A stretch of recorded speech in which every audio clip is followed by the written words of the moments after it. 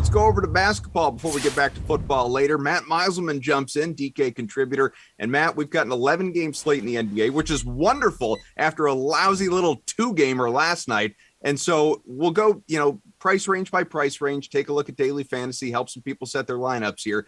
10K and above. You got a bunch of names that are available to you tonight, at least pending injury and getting ruled out, between Joker and Giannis and LeBron, Morant, Murray, and the list goes on. Who's your favorite? Right now, it seems like we don't have a lot of value on the slate. I'm pretty sure that's going to change. There are going to be players ruled out somewhere. So my hunch is that Nikola Jokic ends up being popular because he's Nikola Jokic, and he always is whenever you can afford cheap players. I really like Giannis. The Bucks are pretty sizable favorites against the Knicks. So there is a chance of a blowout here with a line of 8.5. But if this game stays close, Giannis is in a great matchup with the Knicks team that just isn't good defensively. They do play pretty slow, so that's kind of a concern. So maybe it's not as good of a matchup as it could be, but I still think it's an above average one. And it's more just Giannis is going to be contrarian tonight. That I'm pretty sure about. And they are coming off a loss. I think maybe they have a little something to prove, but either way, you get a player this good. 11,800 is a reasonable price, and it should be a night where he's less than 5% owned. So for that reason, I like him a lot. This next tier between 9K and 10K is pretty interesting as well, because you don't have, again, that no doubt about her guy that I have to get in there, but there's Devin Booker, there's Karl Anthony Towns, Nick Vucevic, Chris Paul, guys like that. The one I like best here is actually SGA for OKC. How about you? Yeah, that could be interesting. And if you get Sabonis back, that kind of changes the dynamic of that game. The player I'm looking to, though, and it's a little dependent on an injury situation, is Karl Anthony Towns. The Wolves are on a back-to-back tonight, and D'Angelo Russell actually hurt his shin last night against the Warriors. I'd be surprised if Russell plays. It's a back-to-back anyway. It seems like a pretty standard rest spot for him. But I do assume that Towns is going to be out there. And this is kind of a sneaky good matchup because the Suns don't have Jay Crowder. They don't have DeAndre Ayton. They don't have JaVale McGee. So their defense in the front court is pretty thin right now. I don't think Bismack Biyombo, who's a good interior defender, has any chance to guard Towns on the perimeter, which means you have to have Jalen Smith probably guard Towns, who's just not nearly physical enough. I just don't think he could play defense well enough at all to guard Towns. So on paper, if you just look at the numbers for the year, the Suns are good at defense across the board. They're good against centers because of Ayton and McGee. But for tonight specifically, I think Towns is actually in a really good spot. So it could be contrarian play at center. I think he could do really well on this back-to-back.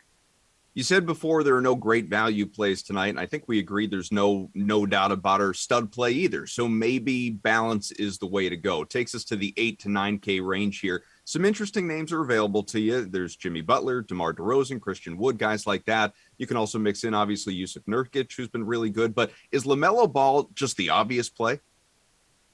He seems like it for now, but we don't know who's playing for the Lakers yet, which means I may wind up having to tout my least favorite player in the NBA, and that's Russell Westbrook at 8,600. After what he did last night? I mean, maybe he'll be less popular than he should be, but we could have a game tonight where AD and LeBron don't play. As it stands, I'd be very surprised if Davis plays.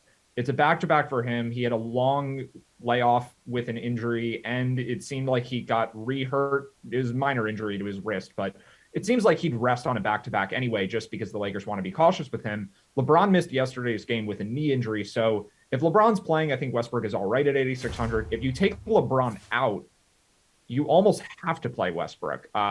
And I also would, the only reason you wouldn't want to play Westbrook at that point is because you worry about the Lakers getting blown out by the Hornets. Like, that's really the concern there. So it's just way too low of a price for Westbrook if you take the other two Lakers stars off of the court. And I think there's at least a decent chance that happens. So he's definitely someone you have to keep an eye on, even if you ultimately don't want to play him because he's Westbrook and he's bad. I think for DFS, there's potentially massive upside. So he's worth considering no matter what.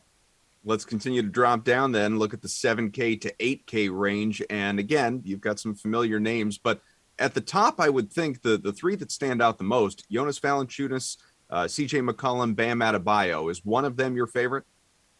Jonas is close. I was kind of going back and forth between him and Anthony Edwards. And ultimately, I kind of want to go Edwards. And it comes down to the injuries that Minnesota has. So Patrick Beverley's been out. I thought he was going to come back last night, but maybe it's a little more serious of an injury than we thought. He keeps missing games, and you take Beverly out, it's more shots for Edwards. And then I don't think Russell's going to play either. So I think the usage rate for Edwards just goes up. At the same price as Valanciunas, I think it's a pretty close call. And to me, it more comes down to there are a lot of centers I like, and I want to pick a different player in this price range. Edwards at 7,900. And again, like I said before, the Suns aren't as good defensively as normal right now because they're missing so many guys. So even though McCall Bridges is going to spend some time, I would think, on Anthony Edwards, overall, I still think this is a beatable matchup, and he's obviously a very talented player.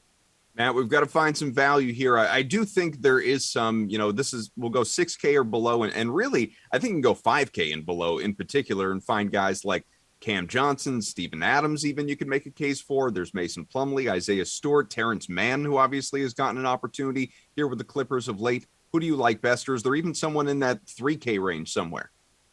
So you mentioned Cam Johnson, and that's who I was looking at initially.